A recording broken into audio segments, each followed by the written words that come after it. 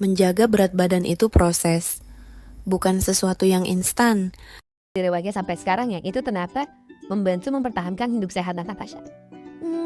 Mainnya sih memang ya itu sih pola makan, terus juga sama ini juga sih disiplin dan komitmen. Kayaknya itu juga yang membantu kalau kalau kita lagi program seperti ini jadi punya motivasi, jadi punya kedisiplinan itu mungkin kebiasaan juga walaupun apa ya mindset yang mungkin dibangun dari dulu gitu ya sehingga bisa menjalankan dan komit di program wellness ataupun kesehatan gitu karena pasti balik lagi harus dari diri kita kan dokter cuma memfasilitasi aja untuk supaya kita mencapai goals tapi yang men-set goals yang punya motivasi dan yang merasakan benefitnya pasti kita sendiri.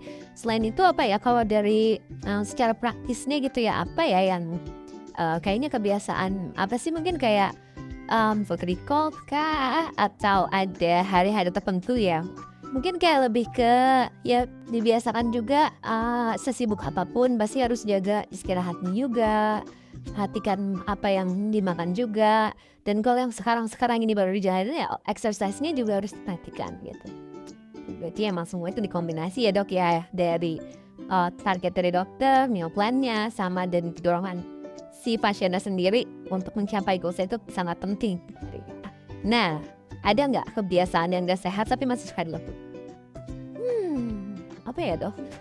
Yang ketahuan sama dokter sendiri kayaknya apa dok? Apa ya yang dokter tahu gitu?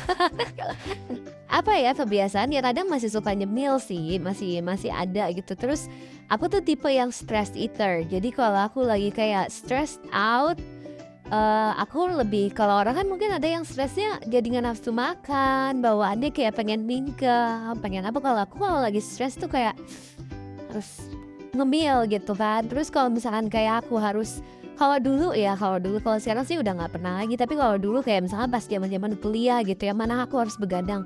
Aku tuh nggak bisa minum kopi. Jadi what keeps me awake aku harus nyemil gitu. Itu sih paling kayak kebiasaan ya pasti kan namanya juga udah kebiasaannya dari dulu itu yang mungkin salah satu challenge gitu yang dikurangi gitu. Tapi sekarang sih berkurang lah pastinya nyemilnya gitu. Jadi lebih mending kalau pas lapar tuh udah langsung makan beneran aja gitu. Jangan diisi sama cemilan yang mungkin kalorinya tinggi tapi nutrisinya sedikit gitu kan. Mendingan langsung yang kayak udah makan aja protein, sayur, nasi sedikit udah kenyang, udah beres gitu. Jadi lebih mindful ya unюnya akan lebih mindful dan apa nih yang masuk gitu ya kembali kalau misalnya ngambilnya banyak terus kontrol turunnya nggak bagus iya langsung inget langsung bilang kemarin apa ya kamu nggak pernah marah soalnya pasti ada yang salah ya kita sendiri yang guilty gitu. Rutinitas yang tepat lebih penting. Produk hanya bagian kecilnya.